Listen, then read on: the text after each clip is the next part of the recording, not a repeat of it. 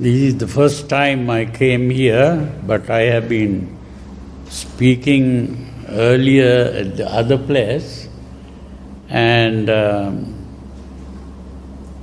so I'm very happy to see the new place. Looks good, and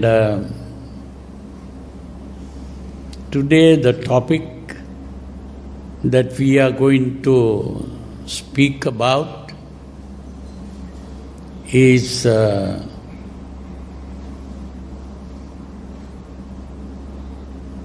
part of philosophy. When we talk about philosophy, there are different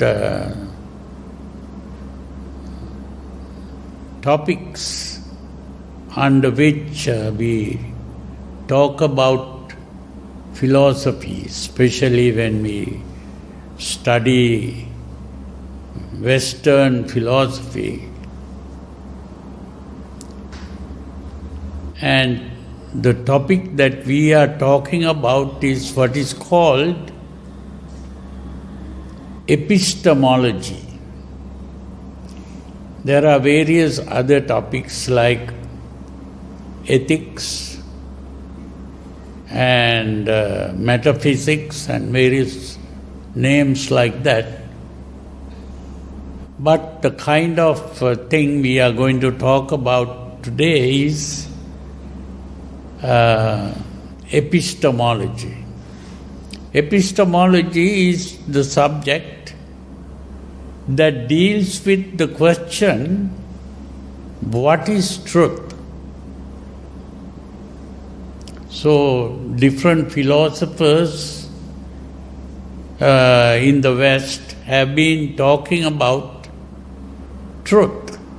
What is truth?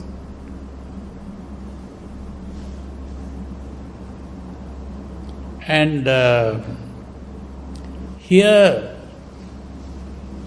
the Buddha, in that particular sutra called the Kalama Sutra, is talking about this same thing. What is truth? Because at that time, some people called the Kalamas.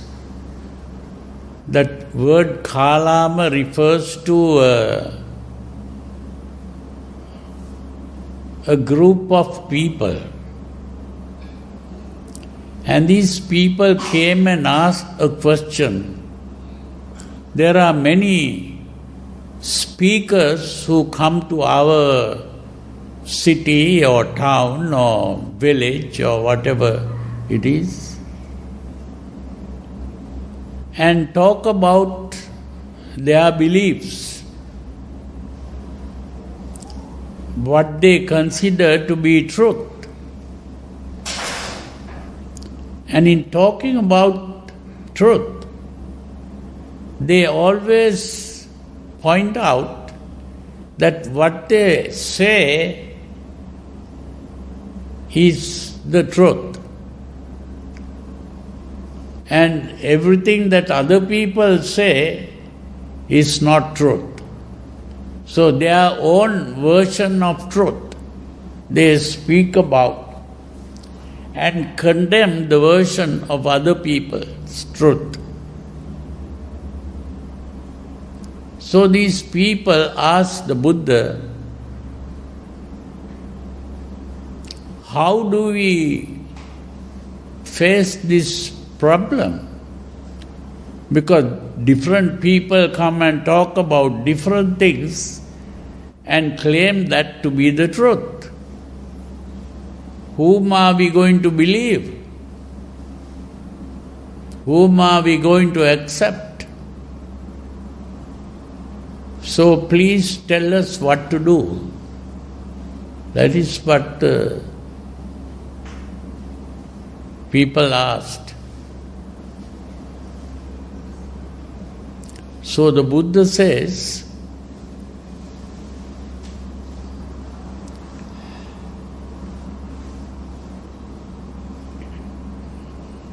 it is good to doubt. You don't believe any of these things and you are doubting them. To doubt is to ask the question, is it true or is it false? That is the meaning of doubt. And he says, it is correct to doubt about doubtful matters. That's a natural thing to doubt. I don't ask you to believe any of those things.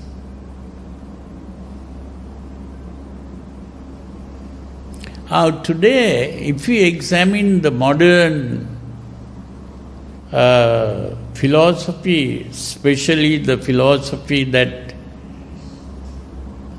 is presented in the West, they point out that philosophy begins with doubt. So it's very important to understand that. Because from ancient times, people really begin to live in groups.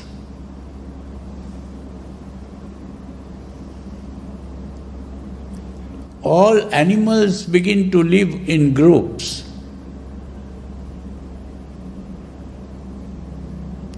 If you see birds, they are in a group.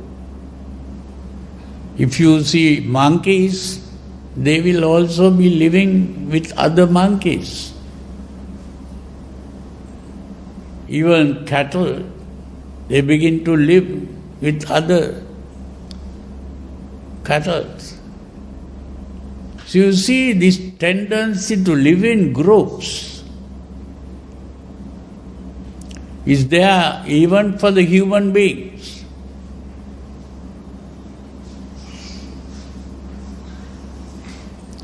Why do people live in groups? Why do animals live in groups? Because every animal feels insecure. Every animal feels insecure. To be alone means that some other animal might come and eat this animal. So one animal becomes the food of the other animals. That is the world.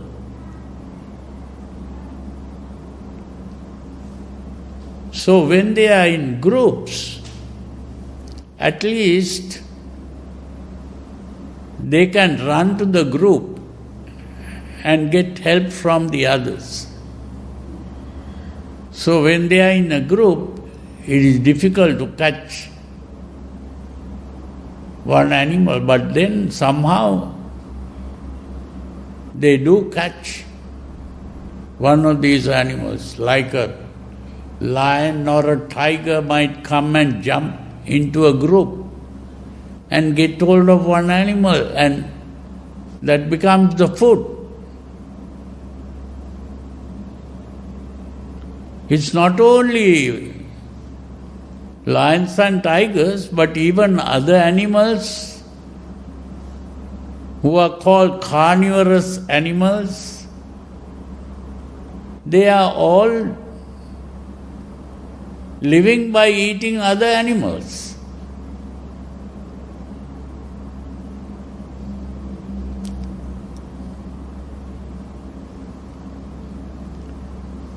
You see, even human beings are like that.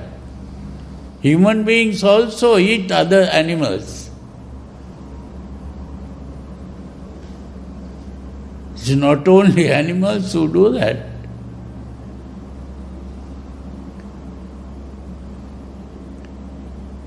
So this is the insecurity of life. We don't know when we'll be caught.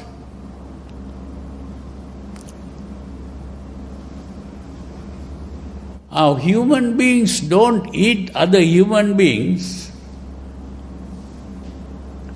but in ancient times even that kind of thing had happened. Now they don't eat other human beings, but they do a different thing. That is what is called exploitation. One human being exploits other human beings.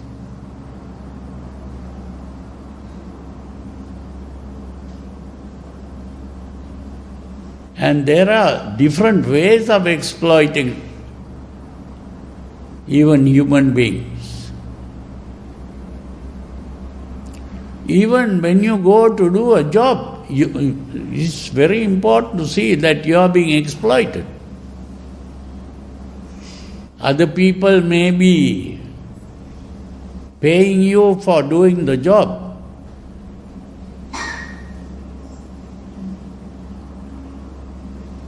But that payment itself is a way of getting a job done by another person. We use it by what is called exchange.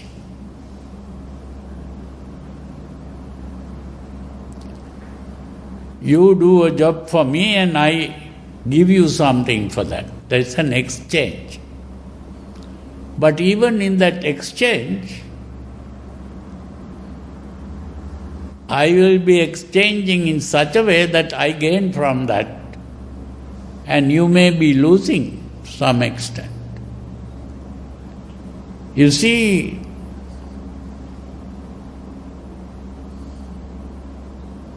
this is why some people have different salaries depending on what you do and how you do things. But still we have what are called companies.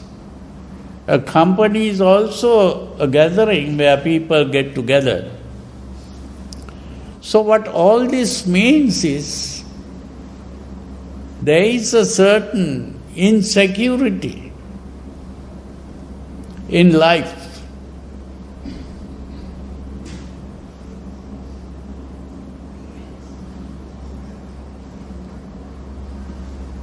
This insecurity is the biggest problem.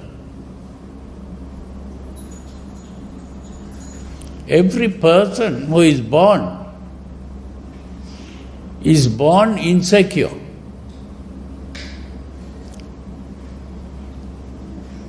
Now, when a small child is born, what is the first thing that the child does? The first thing, most of you who are mothers or fathers know what the small infant does. The moment that infant is born, the first thing that they do is to cry. Why is that? Crying is expressing the insecurity. We start with that. Because inside the mother's womb, that infant was quite comfortable. The moment that infant comes out, it is very cold outside. Because inside was warm. It's not only cold, people begin to touch this child. And touching is also an uncomfortable thing. And then when you open your eyes, light comes up. This was not there inside the mother's womb. And that is also a very uncomfortable thing.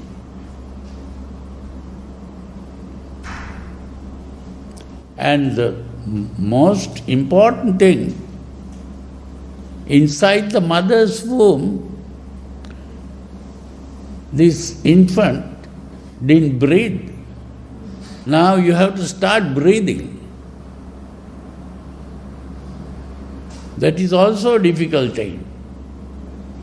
So, lot of difficulty the moment you are born, the insecurity. But after some time, that child begins to get used to this, and sometimes you see the child smiling. But you see, somehow, as the child grows up, out of all the other animals, this human child or the infant remains helpless for a long period.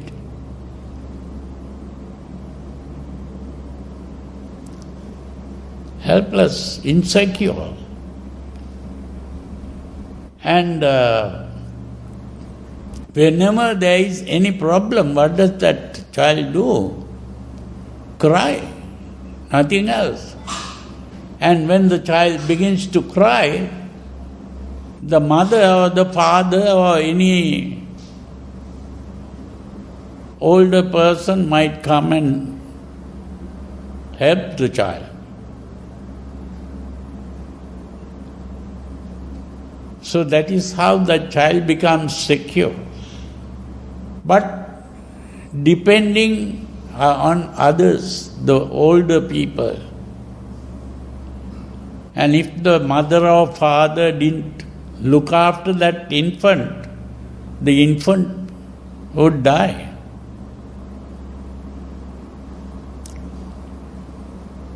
Now this child gradually begins to grow up,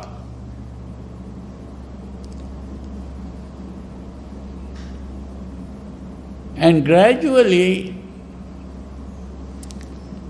this helplessness becomes a little less. But still, when it comes to, say, the age of 16, 17, 18, what happens? When the child has grown up,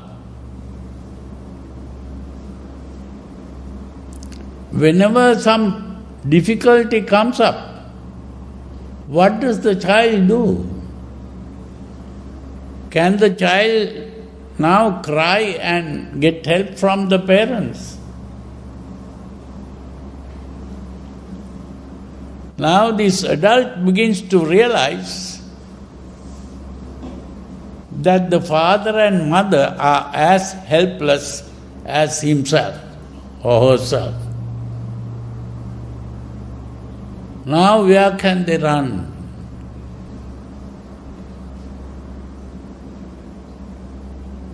Whenever there is a problem, where can they run? There is no place to run.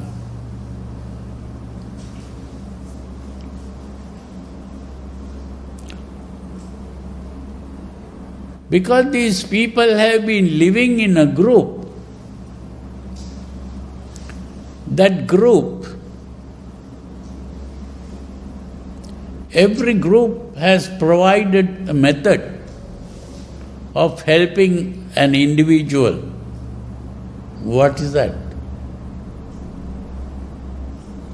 That is what is called religion. That religion has provided a powerful person. Who is that powerful person?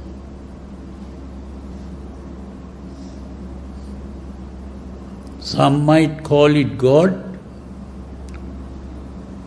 others might call it Allah, or another person might call Devas, or whatever the name is, they are meaning the same thing. It is some kind of supernatural being with supernatural powers. Where the natural power has disappeared, now they are going after supernatural powers. They have never seen this God, but they believe that there is a God like that. Just pray to this God and the God will help you.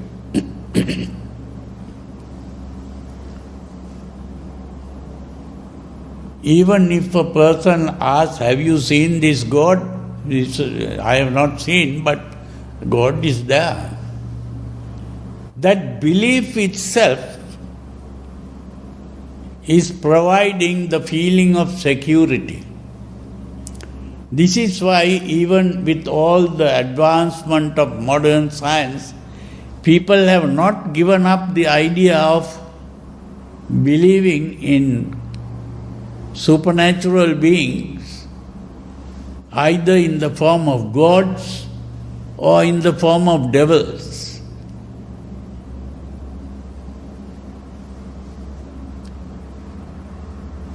That belief is necessary just to get that feeling of security. That is why they don't want to give up that.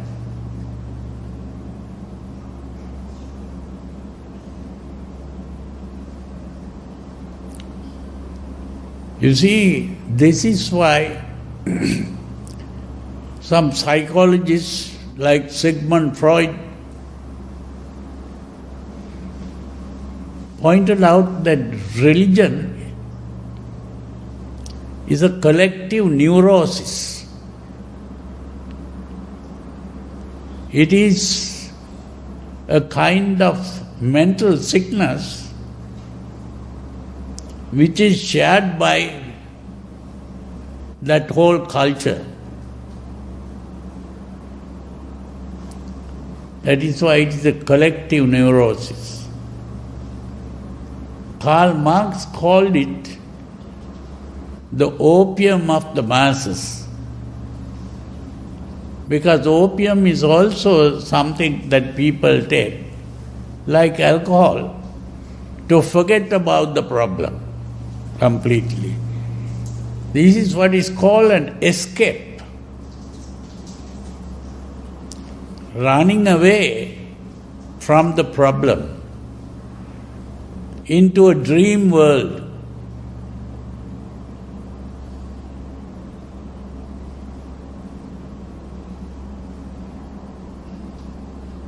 This is why Prince Siddhartha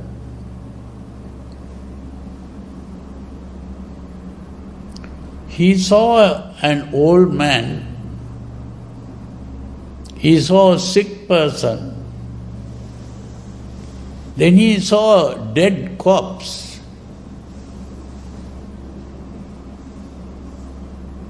That is how he saw the realities of life. The reality of life is that people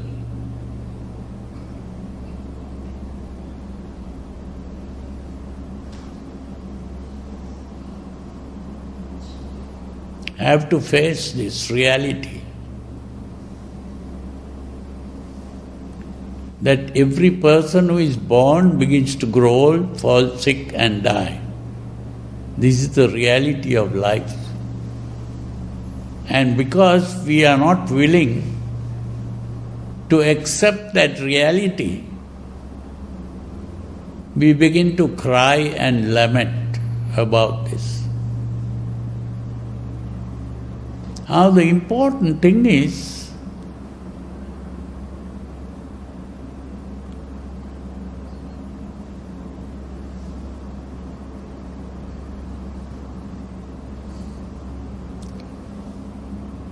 we ask the question, is this true or is it false? And so this is why people try to find out the meaning of life.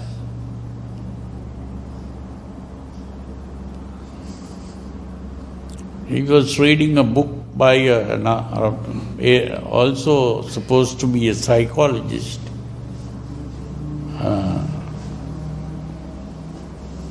He's writing about the meaning of life. So, but every meaning is some kind of way of thinking.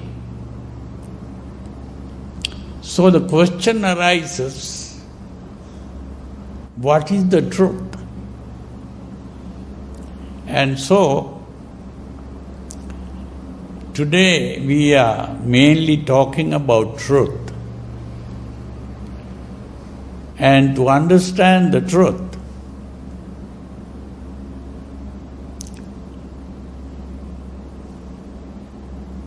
the first thing that happened in the history of philosophy is to make use of the human ability to think. Thinking and using our ability, which is called reasoning. What is it that we call reasoning? We are asking the question, what is the reason for this? That is what is called reasoning. What do you mean by reason? Reason means we are asking for the cause. So people begin to ask, if there is a belief that there is a God to protect us, we can ask, what is the reason for this? What is the reason for believing in God? So this questioning is called reasoning. So the first way to solve this problem, people began to use reason. And so that is what philosophers call rationalism.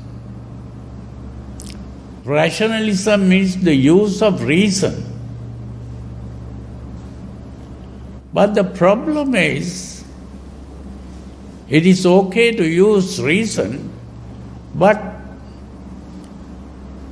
using reasoning, different people come to different opinions. The same kind of reasoning you use and you come to a different conclusion. So different people come with different conclusions using reason. So they couldn't come to an agreement. So what happened?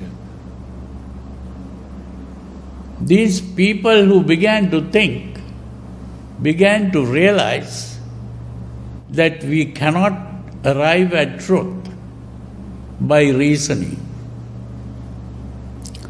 So one philosopher said, we cannot arrive at truth by reasoning. The only thing that we can call truth is what we can see with our eyes, or hear with our ears, or smell with our nose, or taste with our tongue, or touch with our body. So we have 5 senses: the eyes, the ears, the nose, the tongue, and the body. So whatever we perceive through the senses, only that is what we can call truth. This is how this thing called science began. Science is based on this. Just by using reasoning, if you come to a point,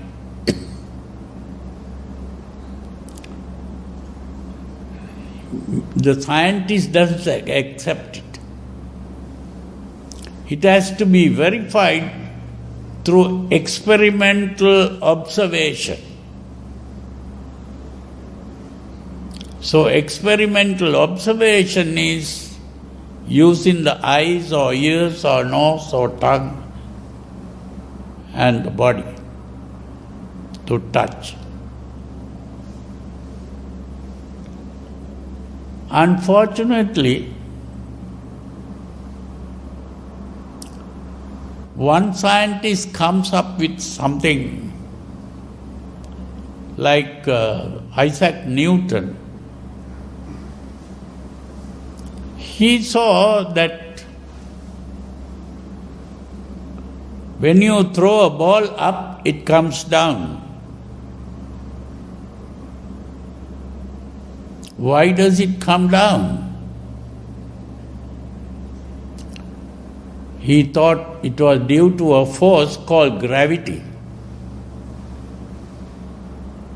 There was a force called gravity that attracts things. That's why you can't throw it up and it won't go up. So they thought the best thing is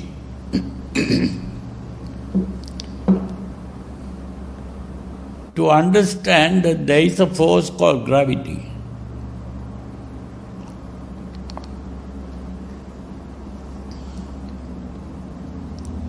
Now that remained accepted by the other scientists for some time, and then came another scientist that we have heard of, called Einstein. He pointed out there is no such thing as gravity. And he brought forward the theory called the theory of relativity. There is no gravity. So that means even through experimental observation, you cannot arrive at the truth. So then people thought, in that case, what we experience through the senses is not the truth. The real truth is outside sensory experience. There must be something outside. So this philosopher called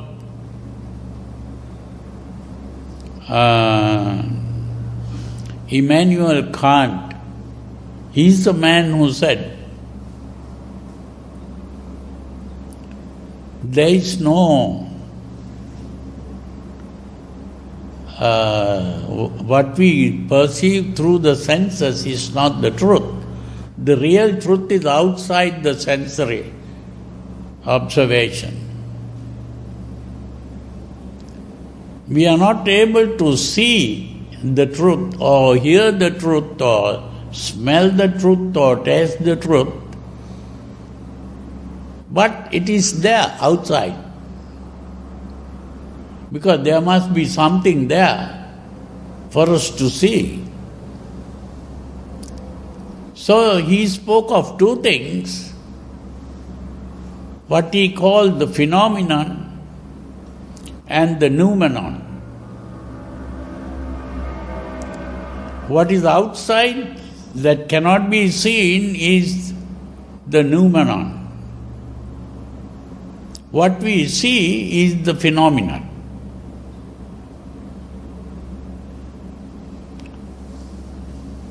So people began to say the real truth is outside.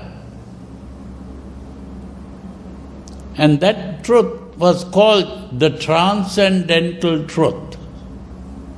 The truth which is beyond experience. The transcendental truth.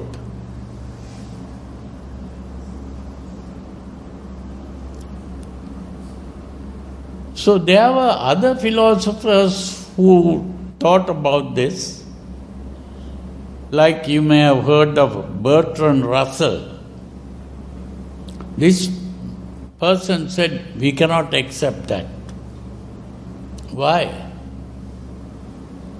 Because if you talk about a transcendental truth, you may have not seen that, but still that is an idea in the mind. It is still inside you. What is outside the experience you cannot know. So if you talk about something outside the experience, still it is an idea in your mind. So we cannot get out of this.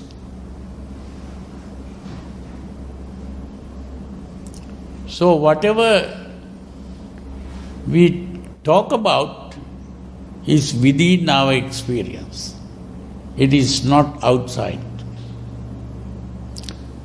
So he began to say that whatever we call truth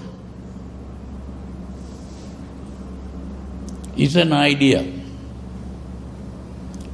And not only that, it is expressed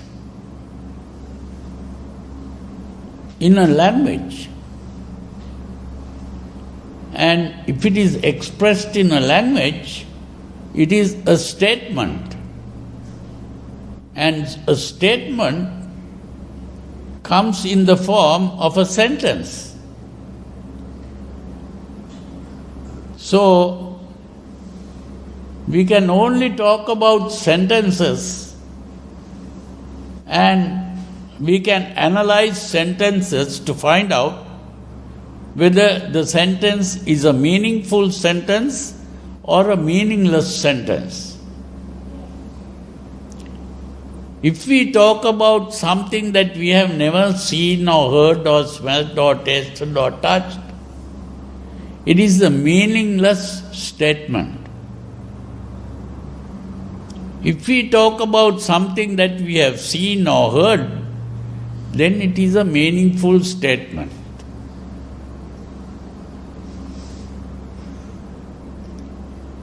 So we cannot talk about truth and falsehood. We can only talk about meaningful statements and meaningless statements.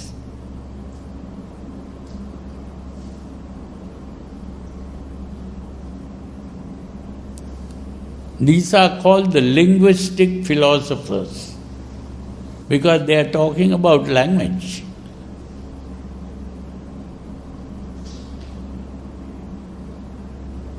Another school of thought came up and said,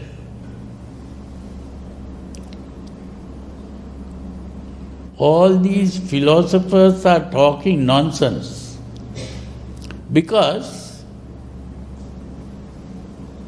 they are trying to go after truth. There is no such thing as truth.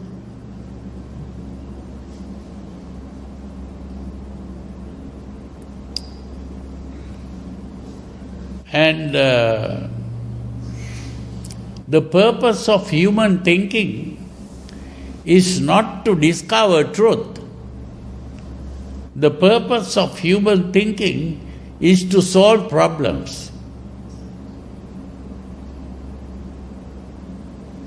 So if a person can provide a solution to a problem, it can be verified. And if we can solve the problem using that method, then it can be accepted as a true solution. And that solution can be called a truth.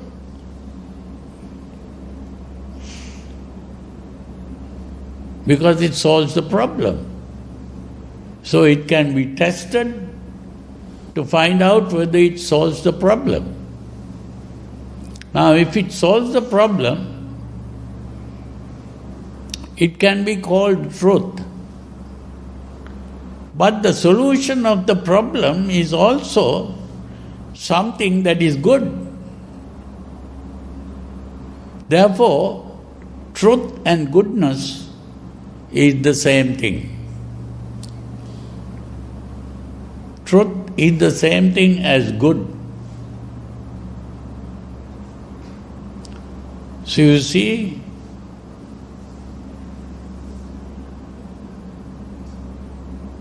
so the philosophers came to that point.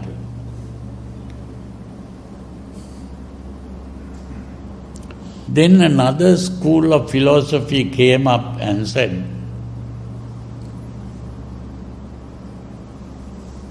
these philosophers are just trying to solve useless problems.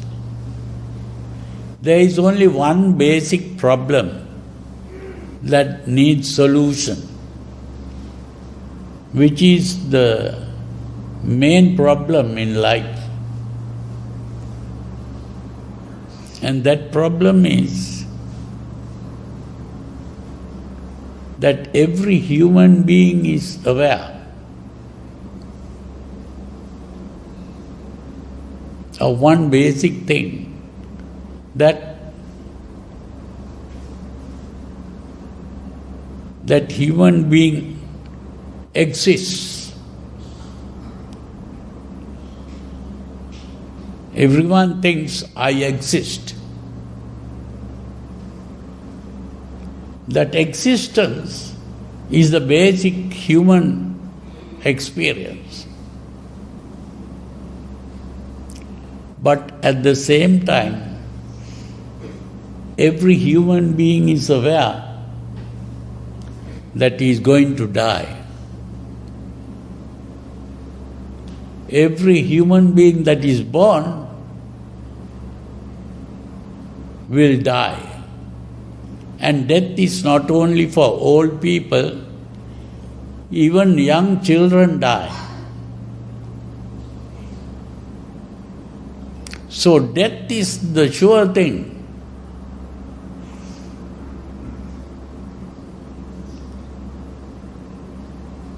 And that death, no one likes to die. When a child is born, people are happy. But when a person dies, they begin to cry and lament.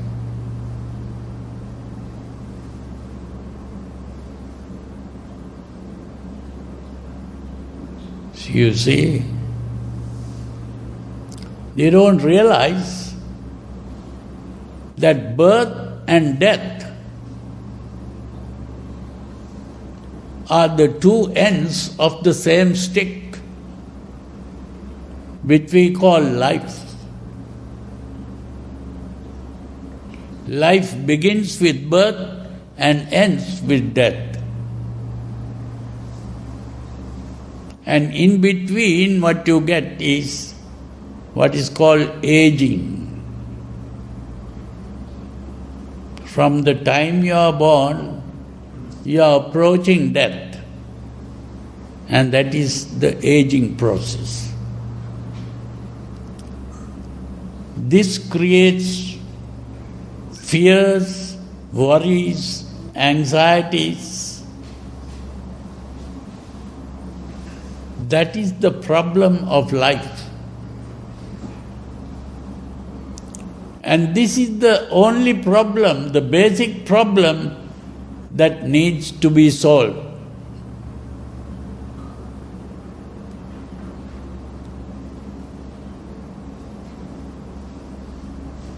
These people, these philosophers who brought up this problem, they were called existential philosophers because their basic thing is the idea of existence. And with the idea of existence comes death and the worries and anxieties, fears that come up with that.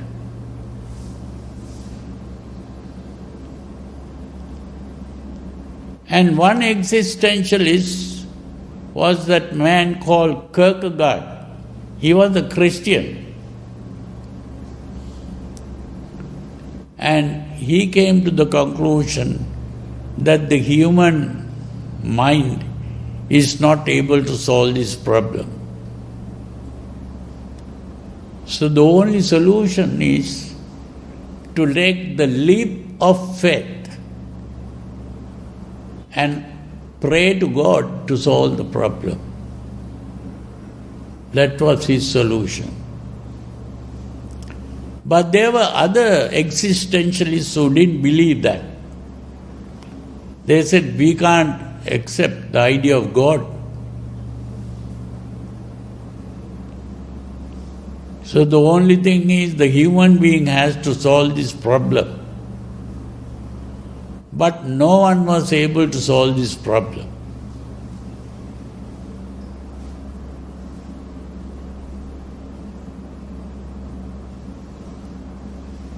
But it was the Buddha who really solved this problem. How did he solve the problem? Did he find a way of not dying?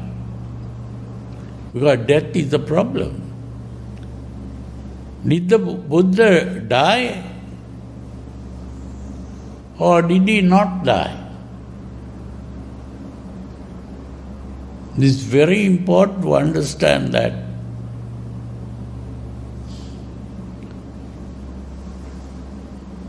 No, I put it in very short. What the Buddha pointed out was the mistake is done by the existential philosophers. What is the mistake? Because these philosophers think that they are existing.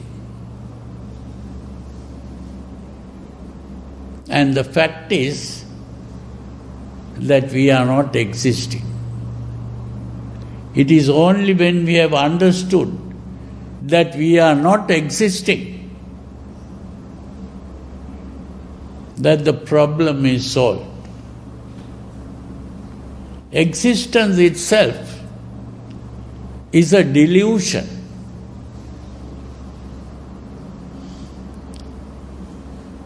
It is only a dream. We are only dreaming that we exist. We have to awaken from this dream. It is only when we have awakened from this dream that we are existing.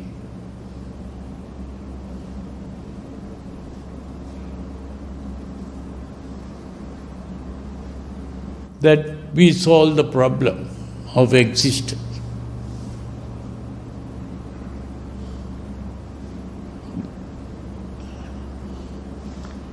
Now, of course, to go into this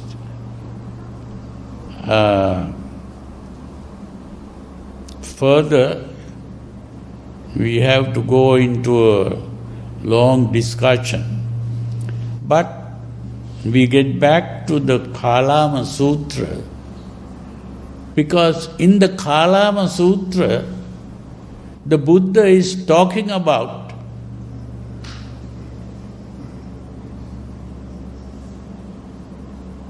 this problem that modern philosophy has introduced.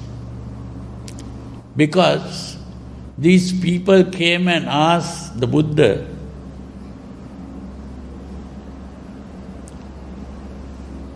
what is the truth? How do we get at the truth? Are we to believe what these people say? So the Buddha started by saying, it is correct to doubt. Because these people pointed out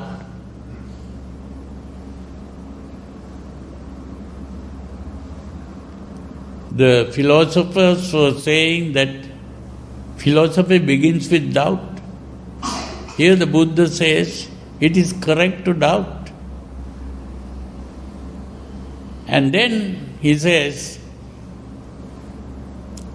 don't go by your traditional beliefs.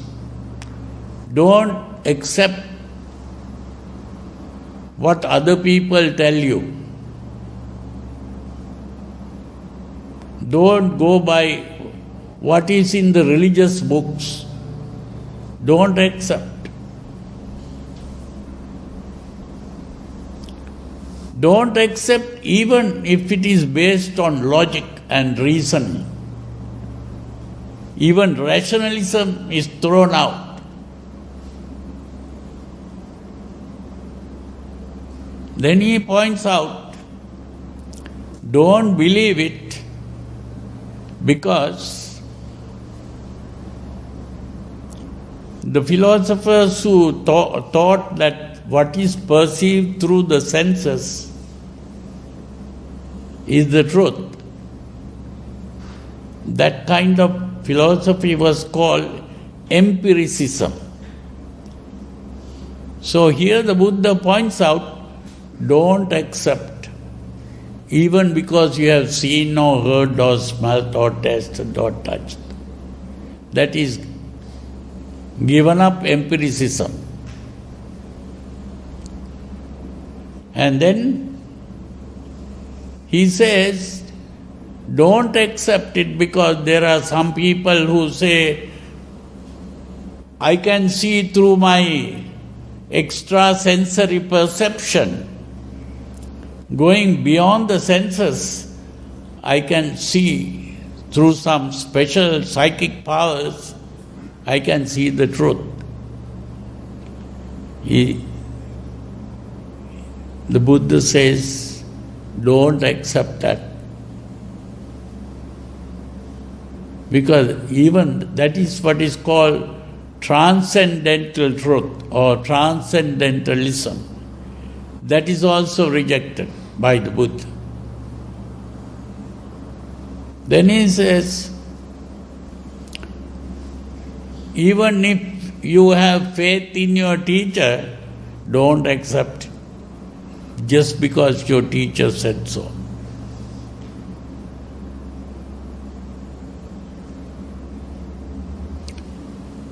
So in other words, he is rejecting all these truths, and then, of course, he says, when you know for yourself that a certain thing is good,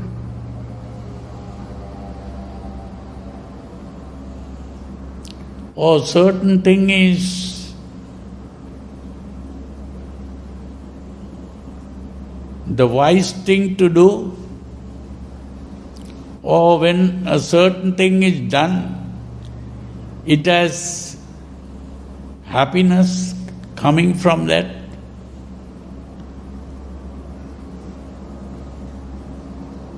Then go by that. But here There is something very important here. When the Buddha said that,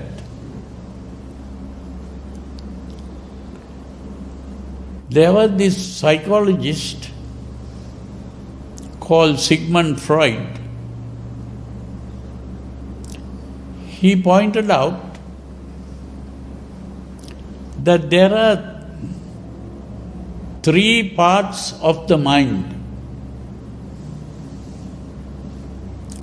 What he called the id, the ego, and the superego.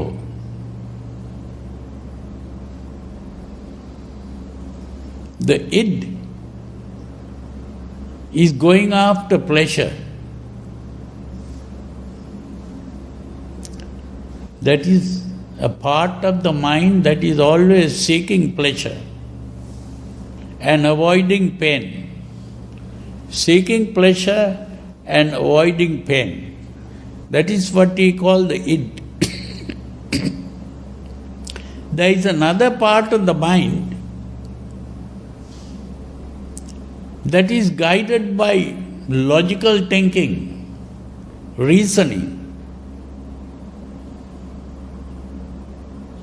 That is what he called the ego. Ego is thinking in terms of logic and reasoning. And there is another part of the mind that is always trying to be good and trying to avoid bad. That is what he called the superego.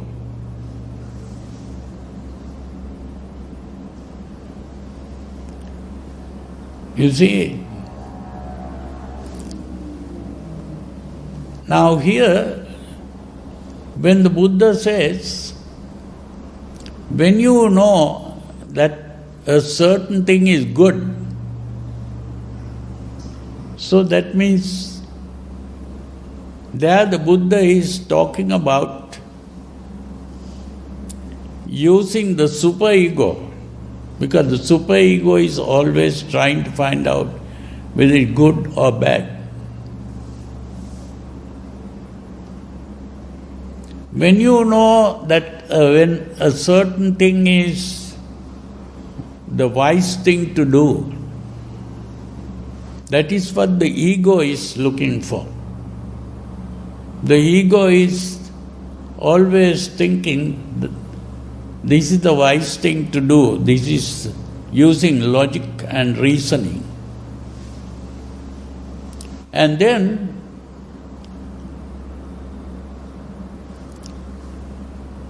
there is this other part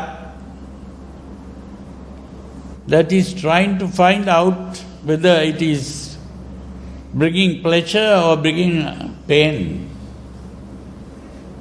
That is what is called the id. So here the Buddha is using these three parts really. Here the Buddha, now the question arises whether the Buddha ever speak about the id, ego and superego.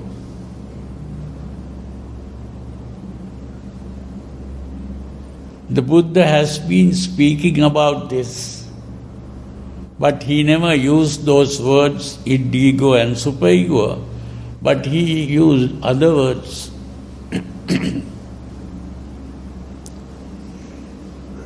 There is a word called upadana that the Buddha used. Upadana. And he spoke of 4 upadanas. That 4 upadanas is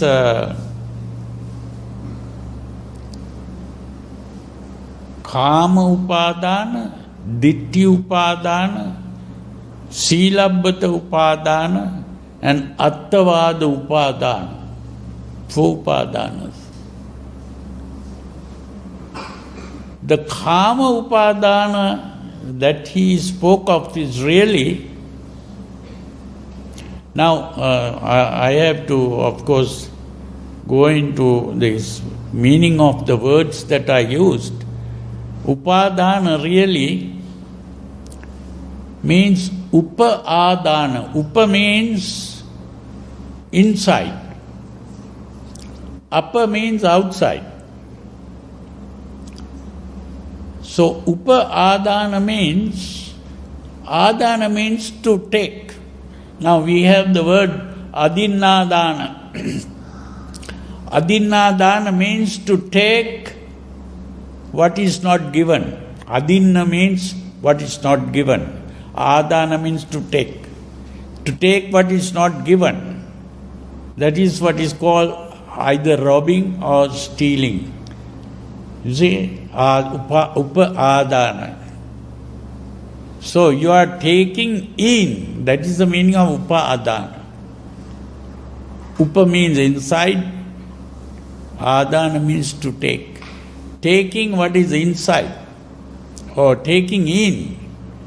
The real meaning of taking in is to make something mine. This is mine. Now if I take this cup and say this is mine, that is Upadana.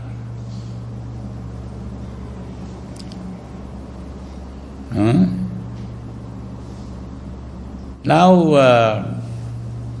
in this Upadana, we are taking in things which is, I use the word personalize. You know what personalize means. Now if you go out to buy a pen, that person who sells you the pen might say, do you like your pen personalized? What does that mean? That they will engrave your name on the pen. So personalized means ownership, that you own the pen. If your name is personalized, that means you have owned the pen. That ownership is personalized. That is to own something. So Upadana really means, some people translate like clinging or grasping, but it is not just clinging or grasping, it is more than that, is to say, this is mine.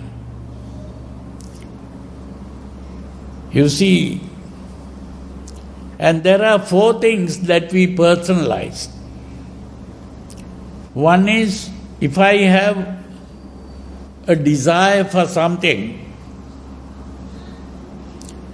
that desire is personalized. This desire is mine.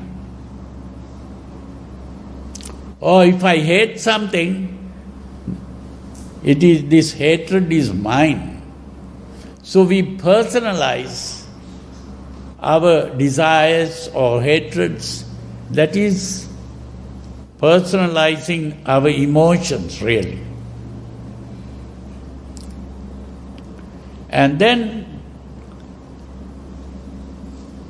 Ditti Upadana means to personalize our ideas, our views. We personalize our views.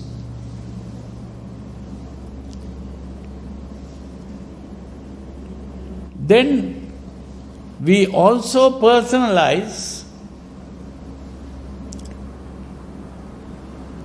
our sense of right and wrong, good and bad.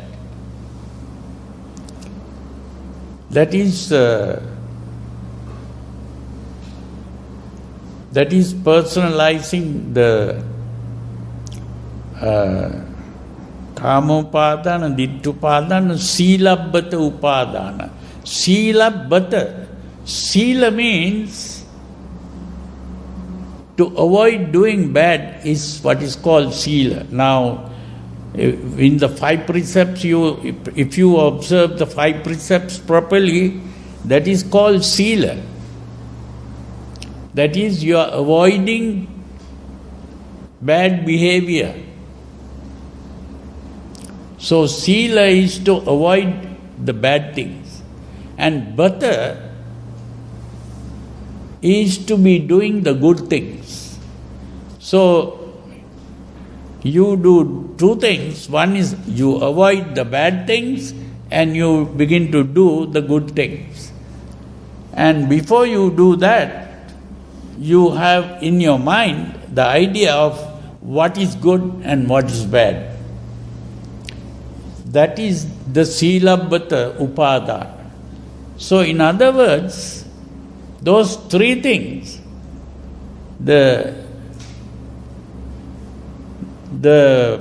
personalizing the emotions or the desires and the hatreds, that is what Freud called the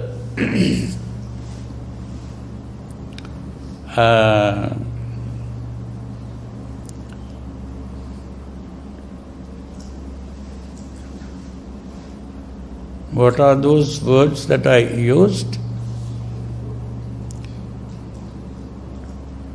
The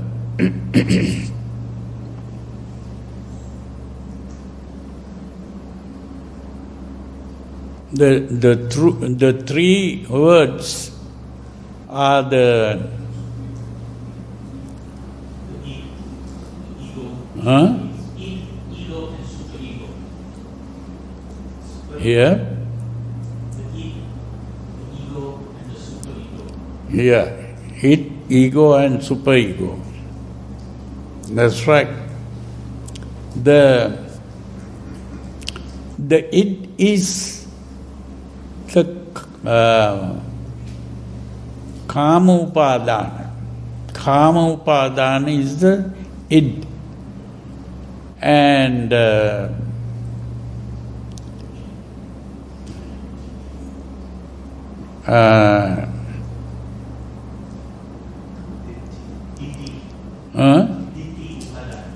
yeah, the id. The ego is the Ditti Upadana. And the superego is the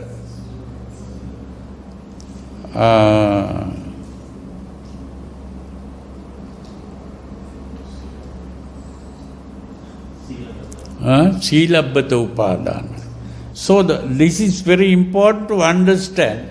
But there was a fourth one that the Buddha spoke of, and that is what is called Attavada Upadana. That is the personality perspective. That means we are thinking of a self. Now, this is going too much into Freudian psychology, but is good to know it. The important thing is that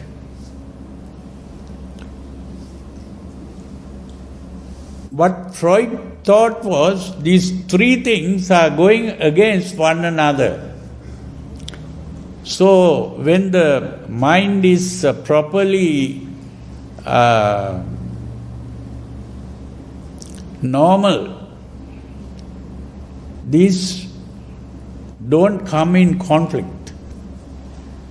So he thought these are three parts of the mind, which is the three parts of the self. And they are all three parts of the self, and the three parts must be united instead of one going against the other.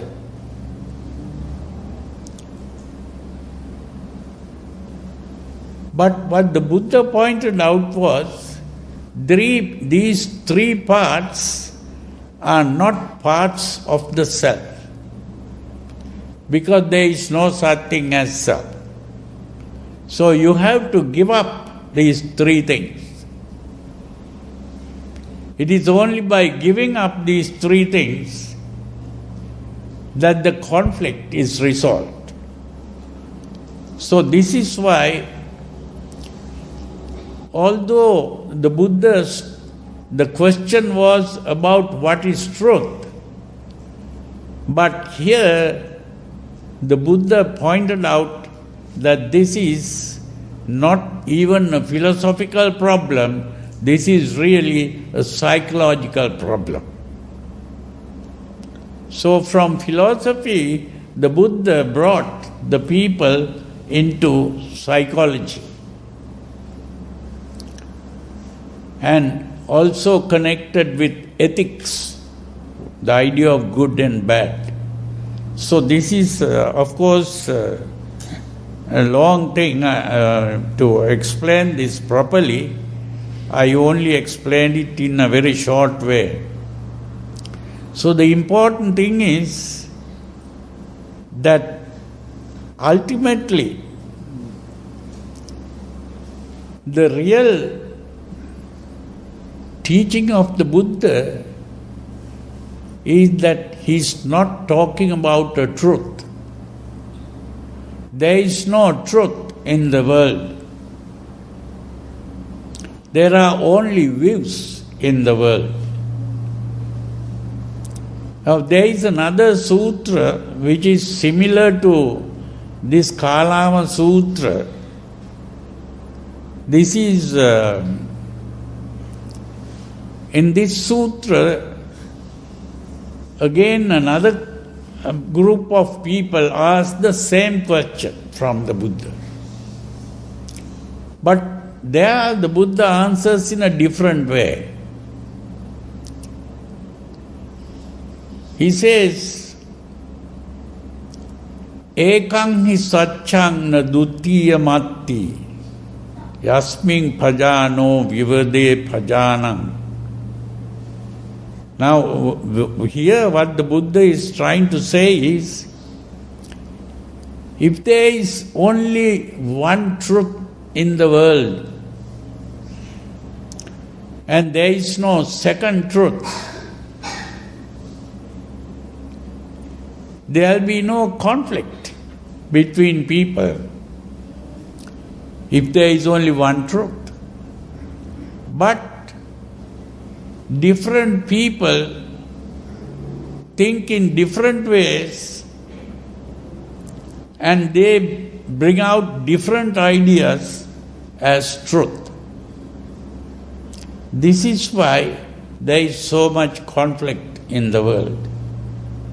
Then he says,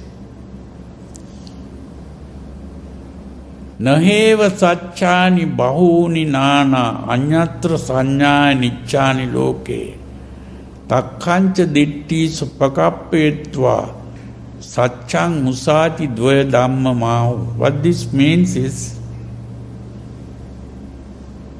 there are no many truths in the world. There is only what is called sanya. Sanya means what you perceive through the senses. That is all that you have. But people begin to use these perceptions and build views using logic. And by doing so, they talk about two things called truth and falsehood. And there is no such thing as a truth and falsehood. We can only talk about what we perceive through the senses. That's what he's saying. So the only thing is, instead of talking about truth and falsehood, we can only talk about problems and solutions. That is what. And that problem is what the Buddha called dukkha. And the solution to this problem is what he called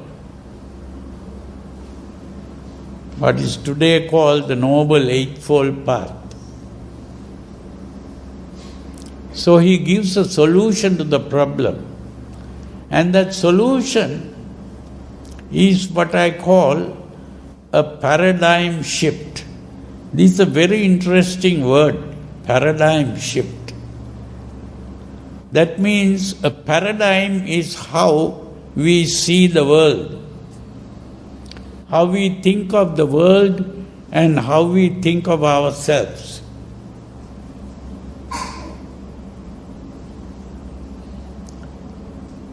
And that way of thinking is producing this problem.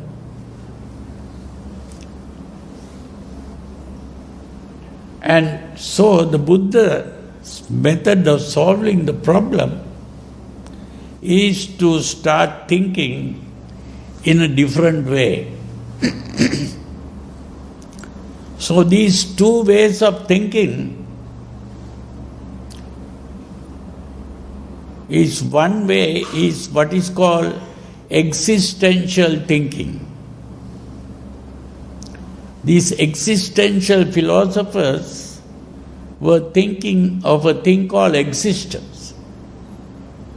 What we really have is what is called experience. Now, experience means when we see something, seeing is an experience.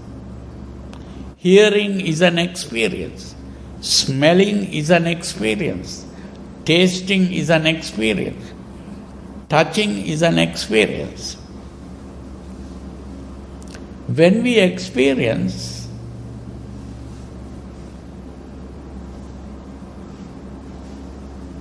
there are two parts we create. The two parts are called the subjective and the objective. You see, when I see this cup, the cup is an object that I see. But there is also what is called seeing.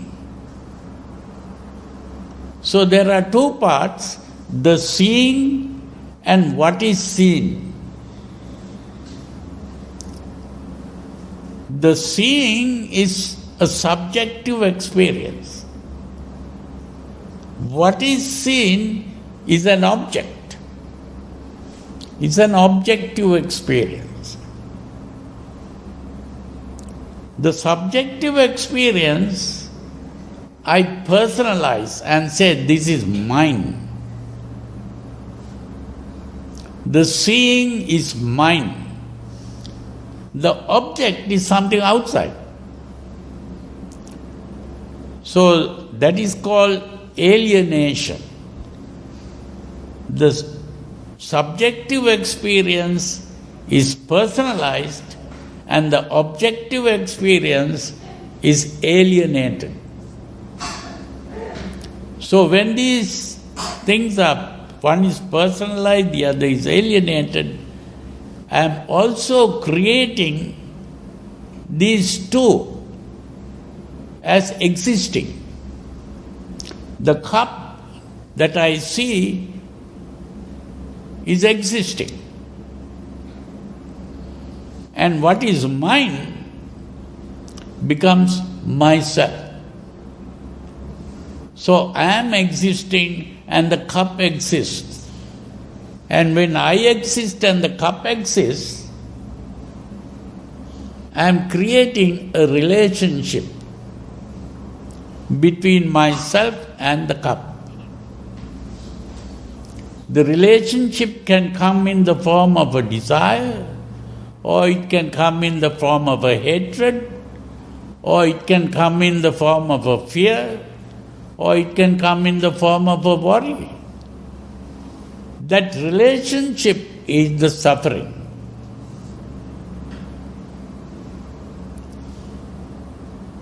So, the moment the existence comes into being, the relationship occurs and the suffering comes into being.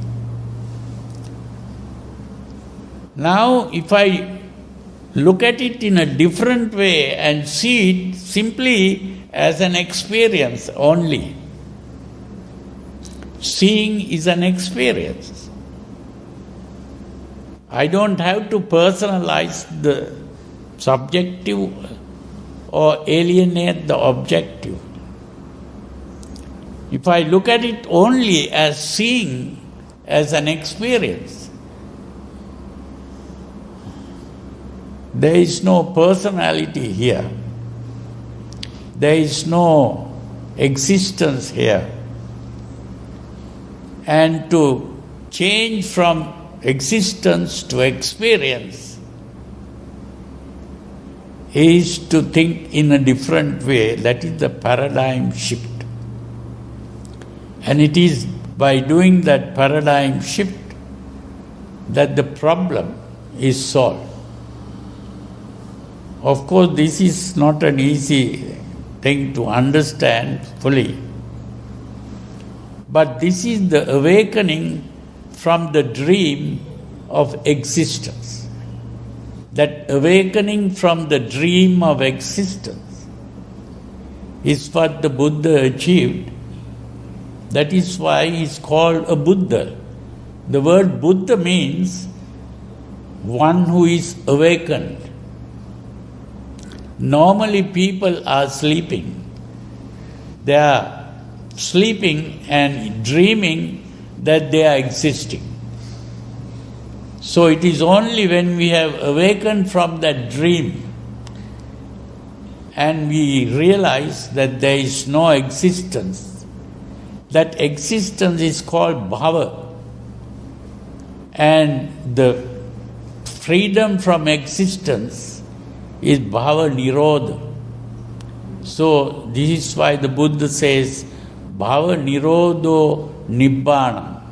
So what is called nibbana is the freedom from existence. When we have become free of existence, all suffering comes to an end. So this is not an easy job to understand that fully. So at least we have understood it to some extent. That is what ultimately the Kalama Sutra is trying to point out.